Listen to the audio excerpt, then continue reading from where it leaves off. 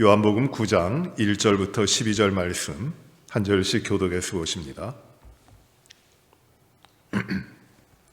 1절입니다.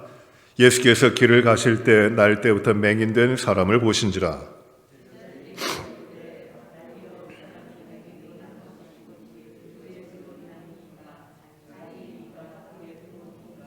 예수께서 대답하시되 이 사람이나 그 부모의 죄로 인한 것이 아니라 그에게서 하나님이 하시는 일을 나타내고자 하심이라.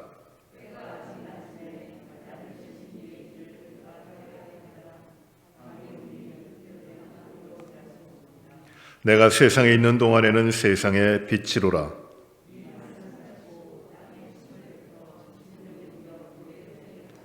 이르시되 실로암 못에 가서 씻으라 하시니 실로암은 번역하면 보냄을 받았다는 뜻이라. 이에 가서 씻고 밝은 눈으로 왔더라.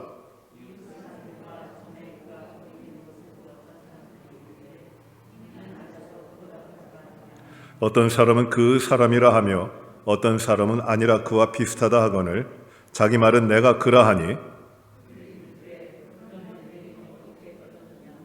대답하되 예수라 하는 그 사람이 진흙을 이겨 내 눈에 바르고 나더러 실로암에 가서 씻으라 하기에 가서 씻었더니 보게 되었노라.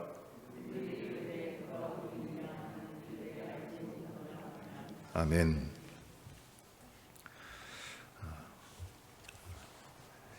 예수님께서 많은 기적을 베풀어 주셨는데 이 요한복음에는 기적이 7개만 기록되어 있습니다. 7개 기적이 있습니다.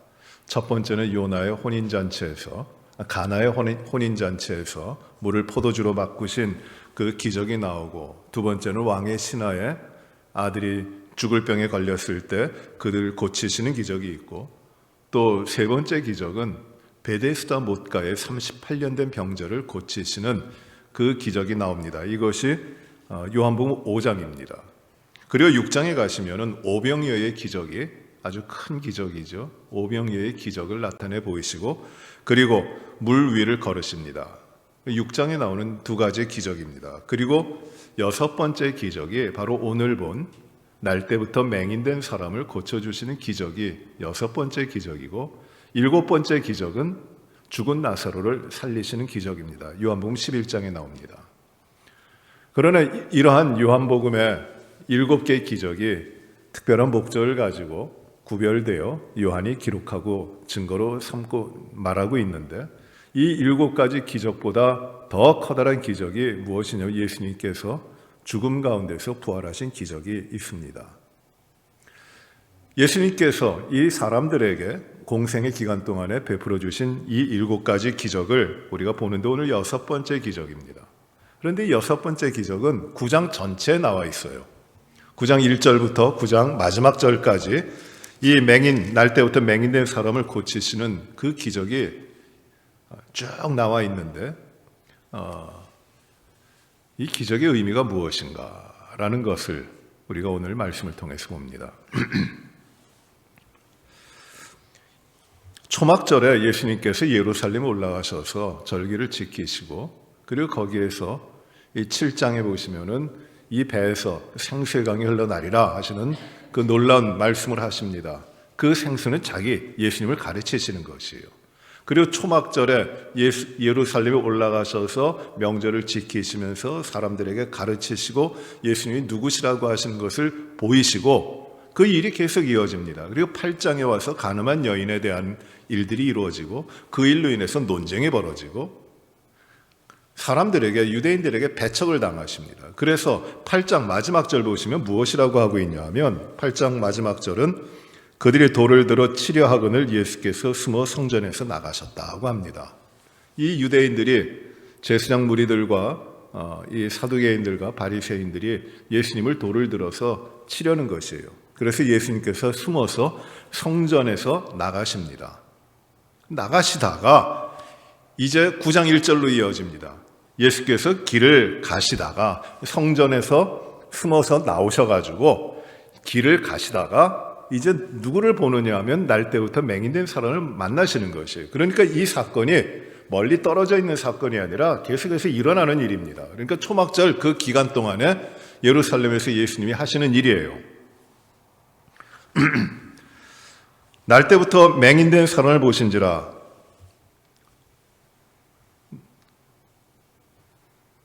여기에 중요한 하나의 의미가 있어요. 맹인은 예수님을 보지 못합니다. 그런데 맹인을 누가 먼저 보시냐면 예수님이 보시는 것이에요. 맹인이 예수님께로 찾아가질 못합니다. 예수님이 누구신지 인식하지 못하고 예수님께서 무엇을 하시고 어디 계시는지 알지 못하기 때문에 그야말로 캄캄한 밤, 우리가 찬양한 대로 캄캄한 밤에 있는, 앞을 못 볼 뿐만 아니라 앞으로 시야가 가려진 맹인일 뿐만 아니라 그러기 때문에 또 자신이 하나님을 찾지도 않고 주님을 만나지도 못하는 그런 존재예요. 암흑 가운데 있는 존재입니다. 자기로서는 어떻게 구원과 그 영적인 밝음을 얻을 수 있는 그런 사람이 아니에요. 버려져 있는 사람입니다. 그런데 그 사람을 먼저 누가 보시냐면 주님이 보시는 것이에요. 여러분, 여기에 우리 기독교에 우리가 믿는 이 믿음에 정말 축복된 놀라운 진리가 있어요. 그것은 무엇이냐면 하나님이 우리를 먼저 찾아오신다는 것이에요. 우리의 믿음의 길은, 우리의 믿음은 우리 사람들이 하나님을 찾아 올라가는 길이 아니라 버려져 있고 어둠 가운데 있고 캄캄한 가운데 있고 자기 갈 길을 알지 못하고 살 방도를 알지 못하고 버려져 있기 때문에 살아가지 못할 그 존재들, 죽음 가운데 있는 존재들, 멸망 가운데 있는 그들을 버려두지 아니하시고 하나님이 먼저 찾아오셨다는 것이에요. 사람이 찾아 올라간 길이 아니라 하나님이 찾아오셨다는 것이에요. 다른 종교에서는 사람들이 그 길을 찾아서 하나님께로 가려고 합니다. 불교는 도를 닦죠. 선을 행하죠. 이런 선이 아니라 참선을 행하는 겁니다.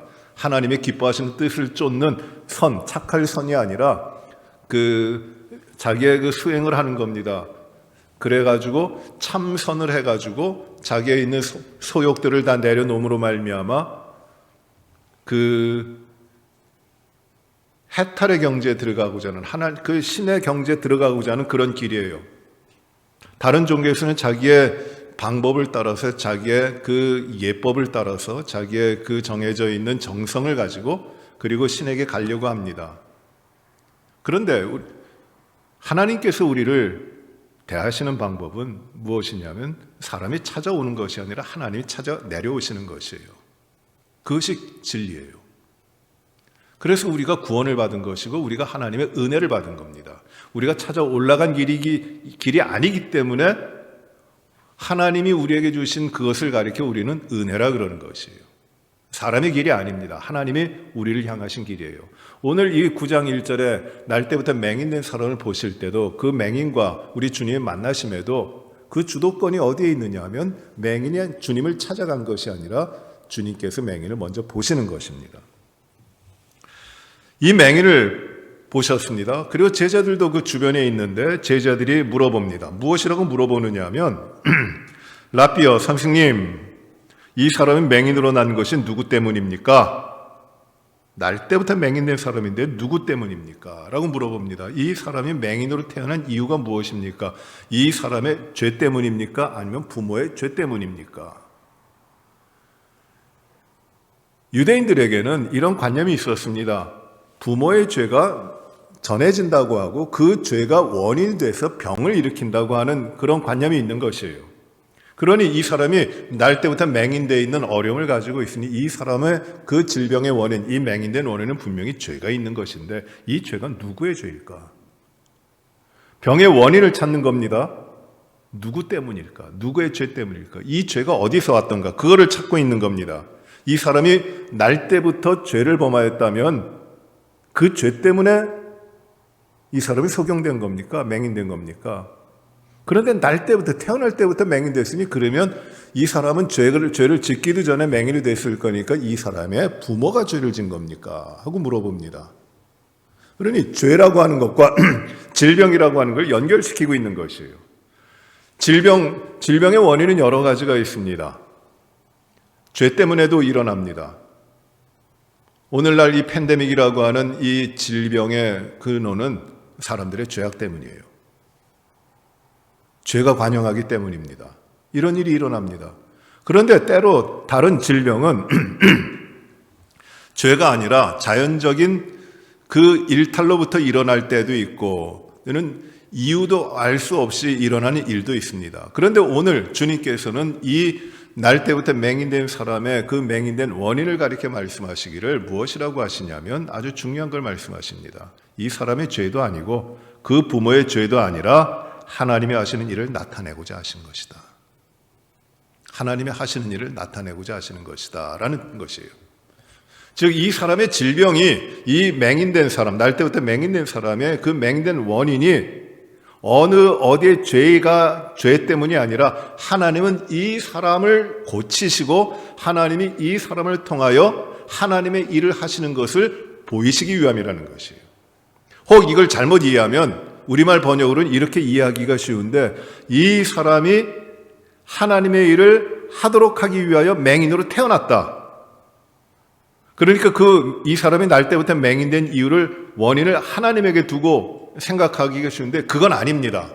원문이라든지 영어 번역을 보시면 그렇게 되어 있지 않아요. 이 사람이 날 때부터 맹인됐지만 이 사람을 고치심으로 말미암아 하나님께서 하나님의 일을 하시는 것을 나타내려 하신다는 것이에요. 그러니까 하나님이 놀라운 일을 하시겠다는 겁니다.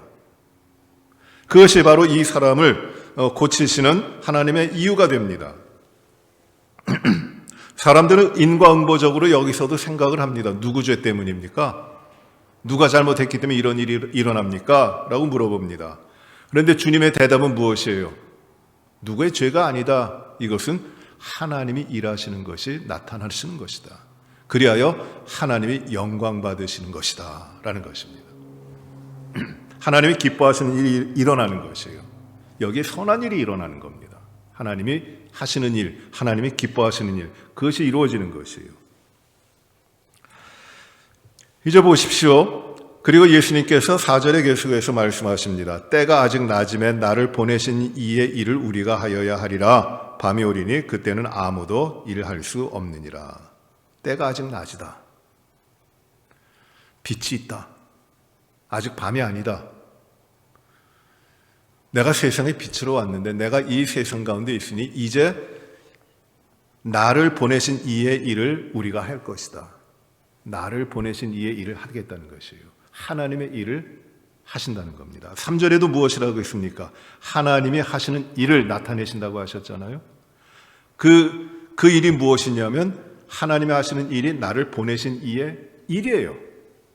그것을 이제 하시겠다고 하시는 겁니다. 이제 밤이 될 텐데 밤이 오면 아무도 일할 수 없다. 예수님께서 이제 십자가에 달리실 그 이후의 일을 말씀하시는 겁니다. 5절에 내가 세상에 있는 동안에는 세상의 빛이로라 하고 말씀하십니다. 이제 일을 하시는 겁니다. 무슨 일이에요? 하나님의 일. 나를 보내신 이의 일. 이 일을 하도록 하나님이 보내셨는데 그 일을 하는 것이에요. 날 때부터 맹인입니다. 한 번도 본 적이 없습니다. 이제 그 사람을 고치시는 것이에요. 어떻게 고치십니까? 6절 보세요. 이 말씀을 하시고 땅에 침을 뱉어 진흙을 이겨 그의 눈에 바르시고 그리고 실로암 못에 가서 씻으라 하십니다. 땅에 침을 뱉어 진흙을 이기십니다. 그리고 그 진흙을 그 눈에 바르십니다. 한 번도 본 적이 없는 눈입니다. 그 눈에 바르십니다. 아마 이 날 때부터 소경된 사람은 눈은 뜨고 있지만 한 번도 보질 못했을 것이에요. 여러분, 이런 분들이 상당히 많습니다. 눈은 뜨고 있는데 시신경이 죽어서 활동하지, 그 시신경이 살아있지 못하니까 아무것도 보지 못하는 분들이 많아요. 저희 아버지가 안과 의사셨는데 이화대학에서 정년하시고 그 다음에 하신 일이 무엇이냐면은 실로암 안과병원, 저기 등촌동, 화곡동 근처에 있던 등촌동에 기독교 100주년 사업 기념회랑 같이 안과병원을 세우셨어요. 그래서 그 안과병원의 이름이 뭐냐면은 실로암 안과병원이었어요. 그때 김선태 목사님, 여러분들 우리 교회도 오래전에 오셨다고 하시는데 그분이 원목으로 계셨고 그분이 교계 대표로 이제 100주년 기념 사업회에서 이제 하셔서 관장하고 저희 아버지는 이제 거기에 의료진 원장으로서 그 실로암 안과병원을 이끌어 가셨습니다. 근데 안과 전문 병원이고 선교하는 병원이고 근데 그 병원에 참 환자들이 많이 왔어요. 눈을 뜨고 있어서 멀쩡한 것 같은데 앞을 못 보는 날 때부터 정말 보지 못하는 분들이 많이 있었어요. 그리고 어릴 때 봤다가 보긴 봤는데 사고라든지 어떤 일이 있어서 시력을 잃은 분들이 많이 있었습니다. 그런데 놀라운 게 시신경은 살아있는데 이 눈앞에 수정체가 까맣게 돼가지고 보지 못하는 분들이 꽤 많았어요. 10명 중에 한 분은 그런 분이라 그럽니다. 그래서 그분들은 그 백내장 수술하듯이 이 수정체를 갈아주면은 인공 수정체를 껴주면 그날로 보게 돼요. 그때는 이 백내장 수술 같은 이 수정체를 가는 수술을 하면 한 일주일 걸렸는데 요새는 40분도 안 걸립니다. 굉장히 발전했어요. 아주 또렷하게 보게 됩니다. 이 사람도 지금 성경에 나오는 사람도 한 번도 본 적이 없는 사람이에요. 근데 주님이 어떻게 고치시냐면은 땅에다가 침을 뱉어서 진흙을 이기시고 그 눈에 바르십니다. 이게 무슨 일입니까? 그게 눈에 바르십니다. 그리고 실로암 못에 가서 씻으라고 하십니다. 예수님께서 병을 고치실 때 많은 방법을 쓰십니다. 귀먹은 자에게 그 손을 귀에다 넣으시고 말씀하실 때 그 귀가 열립니다. 에바다 하니까 열려요. 또 말씀으로도 고치시고 말씀 한마디로도 고치시고 멀리 찾아가지는 않으시더라도 멀리 계시면서 말씀 한마디로 그 병든 자를 다 고치시고 여러 가지 방법으로 고치시는데 이 실로암, 이 날 때부터 맹인된 사람은 이제 땅에다 침을 뱉어서 그 침에 진흙을 만들어서 그 진흙을 눈에 바르고 실로암 못에 가서 씻으라 하시는 것이에요. 참 희한한 방법입니다. 왜 그렇게 하실까? 더럽다. 왜 침을 발라갖고 하는가? 많은 해석이 있습니다. 침. 그 침이 무엇을 뜻할까요? 침. 이렇게 생각 많이 합니다. 침은 예수님으로부터 나오는 거니까 그 앞에 7장에서 내 배에서 생수강이 나온다고 하시잖아요. 그 생수강과 같이 이 침도 예수님으로부터 나오는 거니까 그 생명과 연결시킵니다. 그래서 이 침이지만 그것이 예수님의 생명이고 살리는 영이고 그리하여 이 진흙덩이와 같은 그 흙덩이와 같은 인간의 아무 가치 없는데 이게 들어가서 그 날 때부터 한 번도 보지 못했던 그 눈에다 바르니 이 역사를 일으킨다고 하는 그런 해석도 됩니다. 근데 저는 여기서 주목하는 것이 침을 뱉었다라는 말이에요. 뱉었다라는 말은 루크라는 말인데 루크라는 말이거든요. 그런데 이 말은 토에 뱉는 것뿐만 아니라 그 행동이 굉장히 강한 거예요. 내 안에 있는 걸 끄집어냈다는 겁니다. 안에 있는 거를 토해냈다. 이러니 내 안에 있는 것들, 내 안에 채워져 있던 것들을 이렇게 다 끄집어내서 내 안이 허망해졌다. 내 안이 비어버렸다라는 그런 의미의 동사예요. 그것이 침을 내뱉으셨다라는 말입니다. 저는 이 침을 뱉으셨다는 것이 어떤 의미냐면 주님께서 이 날 때부터 맹인된 이 사람을 향하여 예수님이 가지고 계신 이 모든 것을 다 쏟아서 부어주시는 마치 십자가에서 죄인들을 구원하시기 위하여 물과 피를 다 쏟으시며 자신의 마지막 호흡 하나에 이르기까지 다 내어주시고 자기를 비우시고 다 깨끗하게 하시는 예수님의 대속적인 그 죽으심과 같은 의미의 말씀이라고 저는 생각이 돼요. 이 침을 뱉어서 자신의 모든 것을 주셔서 자신의 모든 것을 쏟아 부어주심으로 이 사람의 연약한 부분, 이 사람의 아픈 부분을 고치시는 것이에요. 치유하시는 것이에요. 왜 하필이면 침입니까? 더러운 것 아닙니까?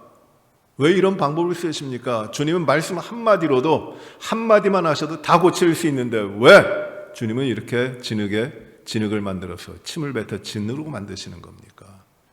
여러분, 여기에 예표처럼 숨겨져 있는 예수 그리스도의 십자가가 보이는 거예요. 우리 주님의 대속의 죽음이신 십자가, 자기의 모든 것을 주심으로 다 내버리시는 예수 그리스도의 십자가. 내가 너를 위하여 나의 모든 것을 준다. 내가 너를 구원하기 위하여 내가 십자가에서 나의 모든 것을 버린다. 그 구속의 사건이, 구속의 은혜가 이 날 때부터 맹인된 이 환자에게도, 사람에게도 일어나는 것입니다. 예수님께서 침을 뱉어 진흙을 만드시고 그 진흙을 맹인에게 눈에 바르신 다음에 실로암 못에 가서 씻으라 그래요. 실로암 못은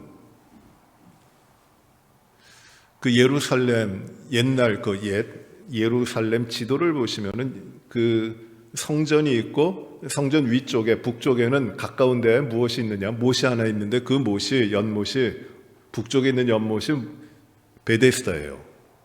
38년 된 병자를 고치신 베데스다고, 그리고 성전의 미문을 통해서 남쪽으로 내려와서 얼마 가지 않으면 거기에 그 못이 또 하나 있는데 이 못이 실로암입니다.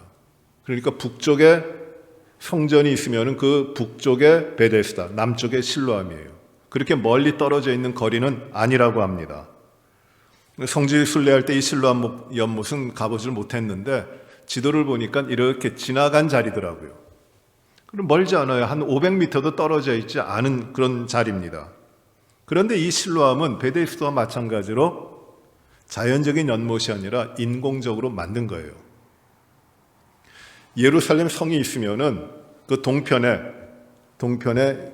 이 기드론 골짜기가 이렇게 지나갑니다. 그 골짜기를 지나면 감람산으로 가는 거예요. 그런데 이 기드론 골짜기에 샘이 있었는데 그 샘이 구약시대부터 나오는 샘인데 그 샘의 이름이 기혼이라고 하는 샘입니다. 기혼. 그 기혼 샘에서 물이 나오는데 예루살렘 성 안에 물이 없기 때문에 사람들이 이 기온 샘에서 물을 끌어다 썼어요. 길어다 쓰고에다가 그 기온 샘에서 이렇게 물이 스며들어 가지고 성전 안으로, 성 안으로 들어오는데 그것을 이용해 가지고 물을 얻기를 시작을 했는데 히스기야 왕 때 이 아시리아에게 포위를 당해요.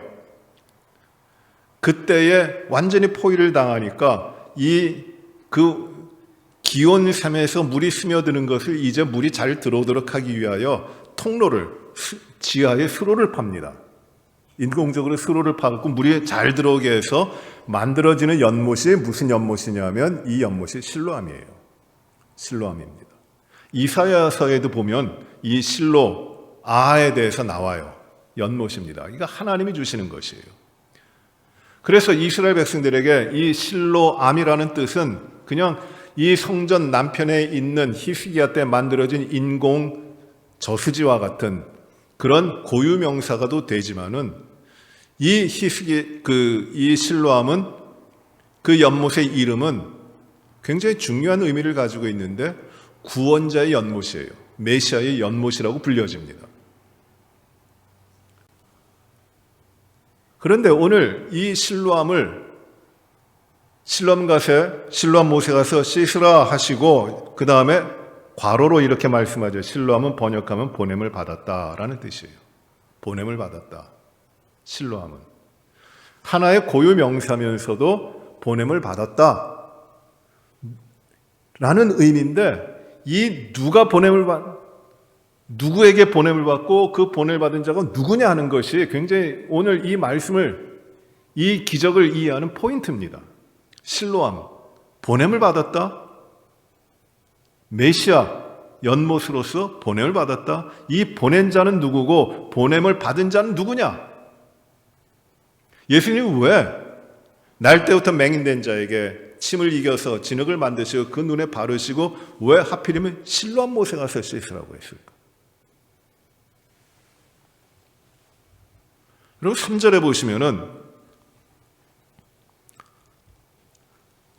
하나님이 하시는 일을 나타내시고자 하신다고 그랬잖아요. 이 날 때부터 맹인된 사람이. 그리고 4절에 보시면은 아직 낮이니 나를 보내신 이의 일을 내가 할 것이다라고 하십니다. 나를 보내신 이의 일을 해요. 그리고 7절에 보시면은 실로암은 무슨 뜻이라고 했어요? 보냄을 받았다는 뜻이에요. 보낸 자가 누굽니까? 여기에 3번에 반복돼서 이 보내고 보냄을 받고의 의미가 나오는데 보낸 자가 누굽니까? 하나님이에요. 하나님이 누구를 보낸 거예요? 나를 보냈다고 주님 말씀하십니다. 나를 보내시니. 그 하나님이 보내신 예수 그리스도, 그가 뜻하는 바가 무엇이냐면 바로 이 실로암이라는 것이에요. 실로암은 누구냐? 하나의 그 예루살렘에 있던 연못, 만들어진 연못이 아니라 그 연못을 통해서 의미하고 있는 바는 누구냐 하면 하나님이 보내신 분, 메시아, 참된 구원자이신 예수 그리스도를 뜻하고 있는 것이에요. 예수님께서 자신의 모든 것을 내어주시어서 그 눈에 바르시고 실로암 못에 가서 씻으라 하시는데 주님께 가서 실로암이신 보냄을 받은 자, 구원자이신 주님께 가서 씻으라고 하는 것입니다. 주님께, 보냄을 받으신 주님께 가서 씻으라. 그것이 바로 실로암이 되는 것이에요. 실로암이 누구예요? 예수 그리스도 우리 주님이신 것입니다.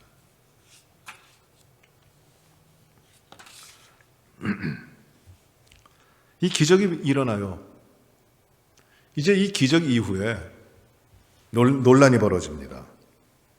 눈을 뜨고 왔어요. 날 때부터 소경된 사람이, 맹인된 사람이 눈을 뜨고 오니까 사람들이 보고 수군거립니다. 이 사람이다, 그 사람 맞다, 아니 비슷하다, 이렇게 논란이 벌어집니다.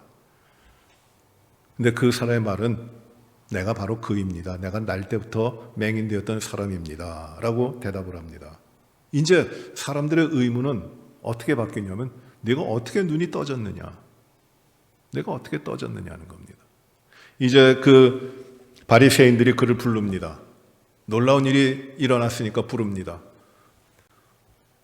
내 눈이 어떻게 떠졌느냐? 이 사람이 대답을 하는데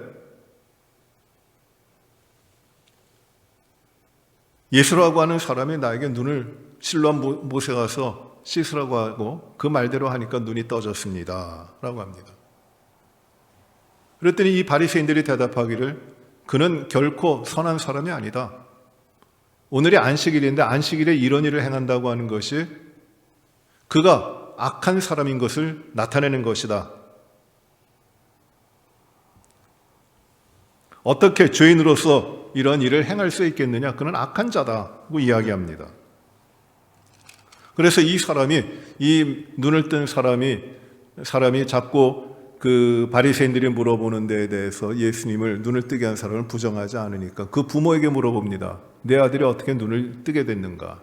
그랬더니 부모가 대답하기를 이 내 아들도 이제 장성했으니 그 아들이 말하는 걸 들으라고 합니다. 다시 묻습니다. 바리새인들이 다시 묻습니다. 너는 그 사람을 누구라고 아느냐? 이 눈을 뜬 사람이 대답을 합니다. 내가 여러 번 이야기하지 않았느냐? 선지자가 아니면 이런 일을 할 수가 있겠느냐? 이렇게 자꾸 묻는 거 보니 너희도 이 예수라고 하는 사람의 제자가 되려고 하느냐? 물어봅니다. 결국 이 사람은 그 바리새인들 앞에서 쫓겨납니다. 그리고 나서 35절에 보시면 예수님께서 그 사람을 다시 만나 주십니다. 그리고 매우 중요한 말씀을 하십니다.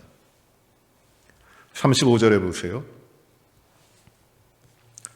예수께서 그들이 그 사람을 쫓아냈다 하는 말을 들으셨더니 그를 만나사 이르시되 내가 인자를 믿느냐라고 물어보십니다. 예수님이 다시 만나 주세요. 실로암에서 씻었고 눈이 떠졌어요. 예수님을 알게 됐어요. 예수님께서 물어보십니다. 내가 인자를 믿느냐? 인자는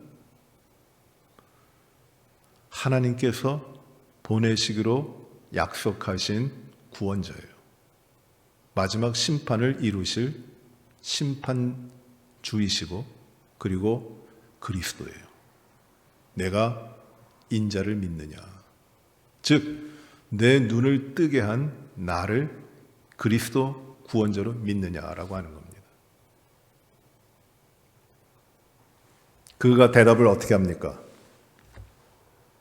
36절에 보시면 대답하여 이르되 주여 그가 누구시오니까 내가 믿고자 합니다. 그가 인자가 누구십니까? 예수님을 모르는 게 아니에요. 인자, 구원자가 누구십니까? 내가 그를 믿고자 합니다. 라고 대답합니다. 실로암에서 눈을 씻고 일어난 이 기적. 이 맹인에게는 날 때부터 맹인된 사람에게 놀라운 기적이에요. 눈이 떴으니 한 번도 보지 못했던 사람이 눈을 떴으니 얼마나 놀라운 기적입니까? 그런데 이 기적은 눈을 뜨고 보게 되었다는 기적을 넘어서요. 여긴 놀라운 발견을 합니다. 기적의 진정한 의미는 바로 여기 있어요. 눈을 뜬 다음에 사람들이 이 사람에게 물어봅니다. 누가 네 눈을 뜨게 했느냐? 그의 대답은 무엇이냐면 여러분 9장 11절 보세요. 9장 11절 이 사람의 대답은 이겁니다. 대답하되 예수로 하는 그 사람이 진흙을 이겨 내 눈에 바르고 나더러 실로암에 가서 씻으라 하기에 가서 씻었더니 보게 되었노라. 눈이 뜬 다음에 놀란 기적을 경험한 다음에 그가 자기의 눈을 뜨게 한 예수님에 대해서 고백하는 내용이 바로 이거예요. 무엇이에요? 예수님을 누구라고 부릅니까? 예수라고 하는 그 사람이에요. 3인칭 그 사람입니다. 위대한 사람이에요. 놀라운 사람입니다. 기적을 베풀었어요. 내 눈이 떴으니 얼마나 대단한 겁니까? 세상에 이런 일이 있습니까? 창세 이후로 이런 일을 행했다는 걸 들어본 적이 없어요. 그 일이 나한테 일어났습니다. 누가 일을 행한 것이에요? 예수라고 하는 그 사람이에요. 그저 그 사람이에요. 실로암에 가서 씻고 눈이 밝아져 왔는데 보이는 사람은 예수님에 대해서 그는 누구라고 고백하느냐 하면 그 사람이에요. 그 사람. 그 사람은 멀어요. 나하고 관계없어요. 그 사람입니다. 내가 믿을 필요도 없고 내가 의지할 필요도 없고 내가 좋아할 이유도 없는 바로 그 사람이에요. 내 삶에 놀라운 것을 이루어졌지만은 그 사람은 그 사람이에요. 이 날 때부터 맹인된 사람이 이 기적을 경험하고 첫 번째로 고백하는 그 고백이 무엇이냐면 예수라고 하는 그 사람입니다. 이제 논쟁이 이어집니다. 17절 보세요. 두 번째 이 사람이 고백을 합니다. 두 번째 고백은 무엇이냐면 17절에 이에 맹인되었던 자가 다시 묻되 그 사람이 내 눈을 뜨게 하였으니 너는 그를 어떤 사람이라 하느냐? 이렇게 물어봅니다. 그러니 그 사람이 대답합니다. 선지자니이다. 첫 번째는 그 사람이라고 대답했는데 이제는 무엇이라고 대답하냐 하면 예수는 내 눈을 뜨게 한 예수는 선지자입니다. 놀라운 사람입니다. 구약에 예언된 선지자 엘리야 같은 또는 모세와 같은 위대한 선지자입니다. 능력으로 내 눈을 뜨게 하지 않았습니까? 그러니 그 사람보다는 좀 가까워졌는데 여전히 선지자, 그저 인식되고 알려져 있고 한 위대한 선지자로서 알고 있는 것이에요. 그렇게 고백하는 겁니다. 첫 번째는 그 사람이었고 두 번째는 선지자라고 고백합니다. 이제 예수님이 그 사람을 다시 만나시고 물어보십니다. 내가 인자를 믿느냐? 그리스도를 믿느냐? 구원자를 믿느냐? 그가 대답합니다. 36절에 대답하여 이르되 주여 그가 누구시오니이까 내가 믿고자 합니다. 내가 믿고 싶습니다. 라고 대답합니다. 예수님께서 말씀하십니다. 37절 예수께서 이르시되 내가 그를 보았거니와 지금 너와 말하는 자가 그이니라. 너하고 지금 말하고 있는 내가 바로 인자다. 내 눈을 뜨게 한 번도 보지 못했던 너의 눈을 뜨게 한 이 놀라운 기적을 베푼 내가 그리스도다. 내가 구원자다. 바로 주님께서 그 맹인되었던 사람에게 말씀하시는 것이에요. 38절에 이 사람이 고백합니다. 이르되 주여 내가 믿나이다 하고 절을 합니다. 이제 믿음이 들어와요. 그 사람이라고 하는 3인칭 단수에 대한 단순한 지식이 아니고 선지자라고 하는 그 놀라움과 그 능력과 그 역사적인 사실과 그 모든 것들이 다 갖춰져 있는 그런 존재가 아니고 이제는 누가 되냐면 내가 믿는 나의 주 그리스도가 되는 것이죠. 나의 주님이십니다. 내가 믿습니다. 놀라운 발견을 하는 것이에요. 내가 믿습니다. 주여. 당신은 나의 주님이십니다. 나의 모든 것이 되시는 분이십니다. 주여 내가 믿나이다. 이 맹인되었던 사람의 고백이에요. 첫 번째는 이 사람은 예수님을 누구로 만나냐면 그 사람으로 만나요. 두 번째는 이 사람은 예수님을 선지자로 만나요.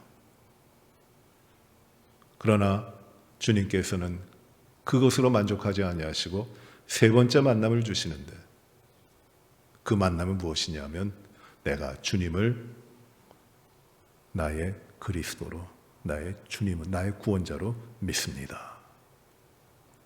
그리고 절하게 하시는 것이에요. 완전한 변화가 이루어집니다. 여기에 진정한 기적이 있는 것이에요. 눈을 떴다? 놀라운 기적이지만 그수록 기적은 완성되지 않아요. 한 자매가 한국에 있었던 그 신라 안과병원에서 날 때부터 한 번도 보지 못했는데 수술을 받았어요. 그때 수술할 때 의료진들하고 간호진들하고 그리고 모든 팀들이 함께 기도하면서 말씀을 전하면서 하나님의 역사를 간구하면서 수술을 합니다. 그리고 일주일 동안 이 치료를 하는데 수술을 하고 이제 마지막 날 이제 붕대를 풀고 보는데 한 번도 보지 못했던 자매가 깜짝 놀라면서 보는 거예요. 얼마나 기뻤겠어요. 다 보입니다. 그렇게 보고 싶었던 어머니의 얼굴도 보이고 자기의 얼굴도 보이고 놀라운 일이에요. 처음 보기 시작한 겁니다. 근데 그 자매가 이런 고백을 했어요. 자기 얼굴이 생각보다 너무 못생겼다고. 자기 얼굴 직접 보니까 생각보다 이쁘게 생각을 했는데 이쁘지 않아갖고 실망했다고 이런 얘기를 했습니다. 그리고 보아서 참 좋았는데 생각한 것보다 본 세상은 그렇게 아름답지가 않더라는 것이에요. 그런데 이 날 때부터 소경된 사람에게 눈이 떠졌다고 하는 것이 대단한 기적이지만 그 눈이 떠진 것만 가지고는 그 기적은 오래가질 않아요. 어찌 보면은 눈이 떠졌지만 그 보게 되는 눈으로 말미암아 더 죄악 가운데 들어가고 하나님 없이 살아가고 정욕 가운데 살아갈 일들이 많이 생기고 그쪽으로 빠져갈 수가 있어요. 진정한 기적은 보지 못했던 눈이 떠졌다는 것이 아니라 그가 예수님을 만나고 예수님이 자신의 삶의 주인이심을 고백하며 그 삶이 완전히 바뀌었다는 게 이게 이 기적이에요. 내가 세상의 눈이 어두워서 욕심과 정욕으로 살아가고 있었는데 우리가 아까 찬양한 바대로 캄캄한 밤 어두운 밤 가운데 거하면서 새벽을 찾아 헤매고 다녔는데 그저 그 언제든지 캄캄한 밤이었는데 닭이 울어도 내 눈에는 오직 밤이었는데 캄캄한 어둠뿐이었는데 잠시 내가 그 어두운 가운데서 빛을 보았다고 그것이 놀라운 기적이 될까요? 주님의 기적은 그게 아니에요. 세상을 따라가고 죄악을 따라가고 하나님 없이 살아가길 즐겨하고 내 뜻대로 살아가던 그 삶이 완전히 바뀌어서 이제는 하나님 앞에서 나의 삶이 이루어지도록 하는 것. 주여, 내가 주님을 믿습니다. 주님은 나의 삶의 모든 것의 주인이십니다. 내가 주님 한 분만으로 살아갑니다. 이 영적인 눈이 떠지고 믿음의 눈이 밝아지고 믿음의 삶으로 나오는 것이 이게 기적 중에 기적이라는 것이에요. 눈뜬 장님들이 얼마나 많아요.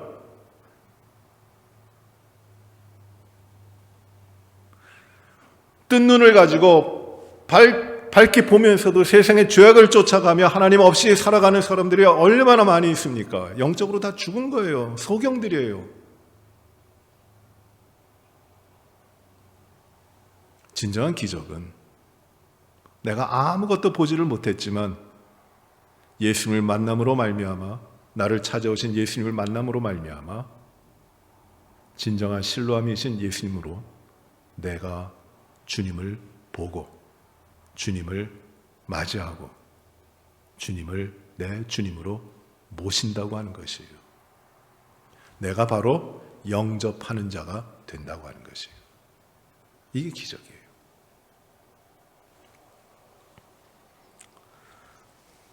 기적의 삶을 우리가 어떻게 살까요? 기적의 삶을 우리가 살아가는데 그 기적이 우리에게 어떻게 이루어질까요? 불가능한 일도 이루어지고 생각지도 못한 것들이 이루어지고 모든 것이 정말 내가 꿈꾸지도 못했던 방법으로 이루어져 가면 그것이 다 기적일까요?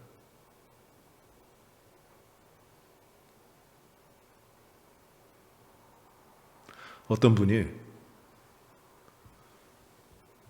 이 폐의 질병을 알았어요.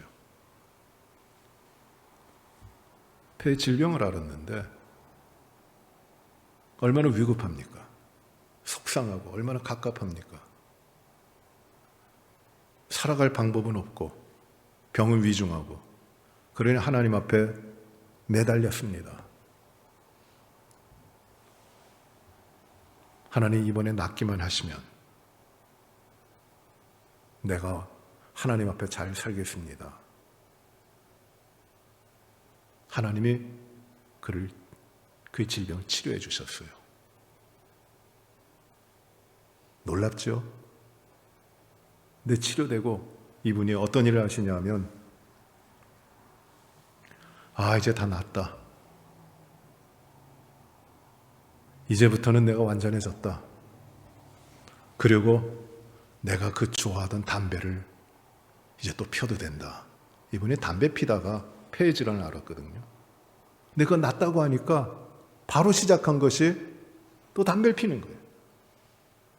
하나님 앞에 구하고 은혜를 구할 때 하나님이 살려만 주시면은 이렇게 하겠습니다 했는데 하나님이 그 모든 걸 고쳐주시니까 다 낫다. 하나님도 잊어버리고 하나님의 역사하심도 잊어버리고 그저 다 낫으니 나는 예전 삶으로 그냥 돌아가도 된다 하고 그대로 들어간 것이에요. 그게 그에게는 피할 수 없는 큰 재앙이었습니다.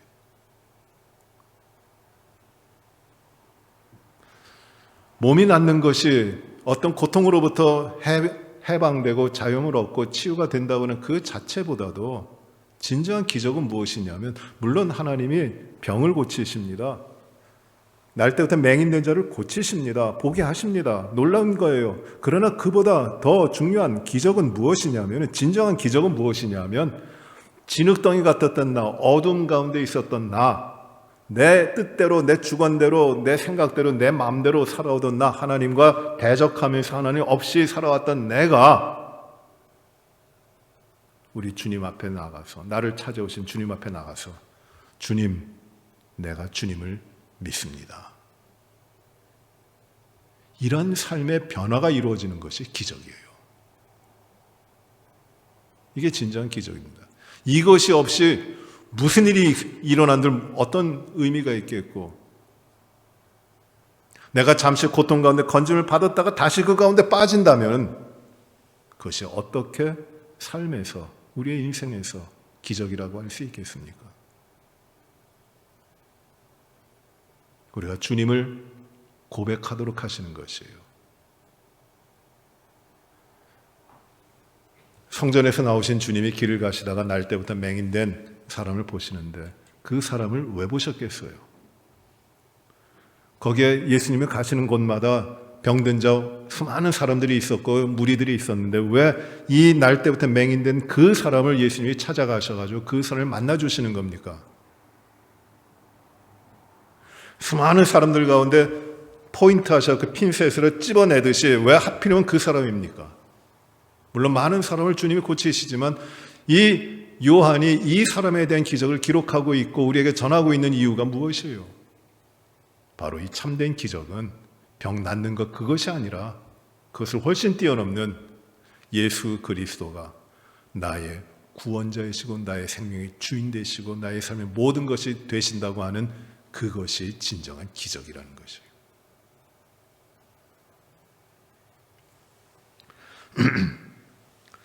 여러분, 우리 솔직하게 예수님을 만나셨습니까? 예수님이 어떤 분이십니까? 우리 교인들 가운데도 예수님에 대해서 물어보면 참 많은 대답을 하시는데 그 사람에 대해서 대답을 해요. 예수라고 하는 그 사람. 세상에서 이야기하는 그 사람이 그 예수예요. 그리고 어떤 분들은 좀 많이 알아요. 선지자, 예수는 어떤 분이고 뭐 하셨고 많이 알아요. 여러분, 그건 다 구원에 관한 거 아니에요. 믿음의 지식이 아니에요. 믿음에서 나오는 것 아닙니다. 예수님을 만난 사람은, 나를 찾아오신 예수님을 만난 사람은 항상 이거를 합니다. 이 고백이 나오는 겁니다. 예수님은 나의 주님이십니다. 그에게 나의 모든 삶을 드리는 거예요. 절한다라고 하는 것은 드렸다는 것이에요.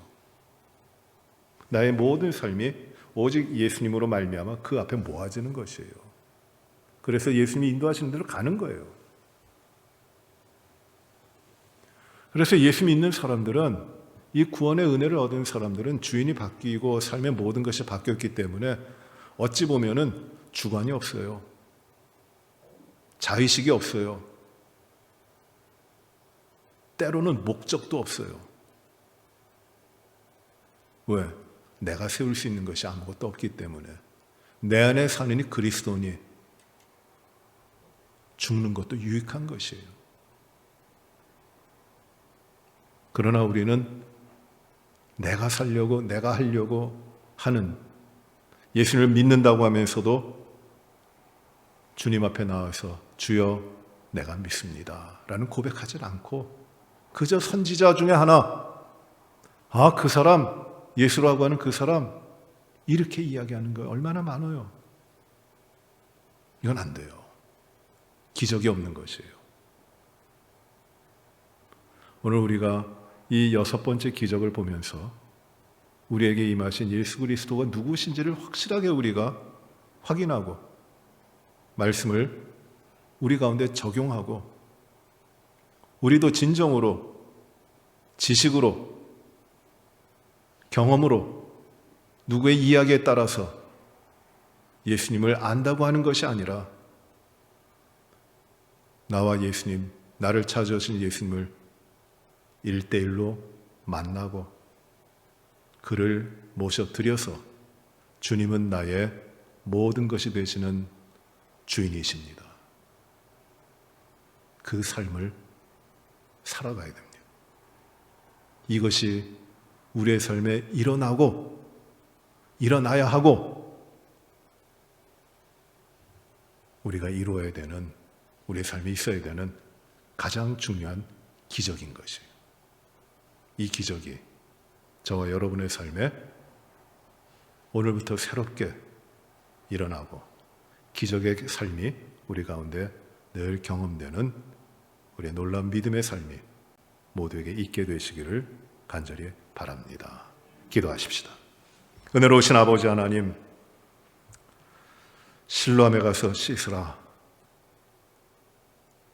참된 실로암 되신 주님에게 나가서 내 모든 것을 내려놓고 그 사람 예수가 아니고 선지자 중에 하나가 아닌 주님은 나의 진정한 주인이십니다. 나의 구원자이십니다. 이 믿음의 고백을 하며 주 앞에 엎드릴 수 있고 모든 것을 쏟아부을 수 있는 우리의 믿음의 삶을 기적과 같이 허락하여 주시고 우리가 이 변화된 기적으로서 부지런히 힘을 다하여 우리의 모든 삶을 살게 하여 주시옵소서. 우리 모든 성도들에게 이 말씀을 통하여 믿음의 새로움을 주시고 또 결단하여 온전히 주님만을 따라갈 수 있는 우리의 믿음의 삶이 이루어지게 하여 주시옵소서. 예수님의 이름으로 기도하옵나이다. 아멘.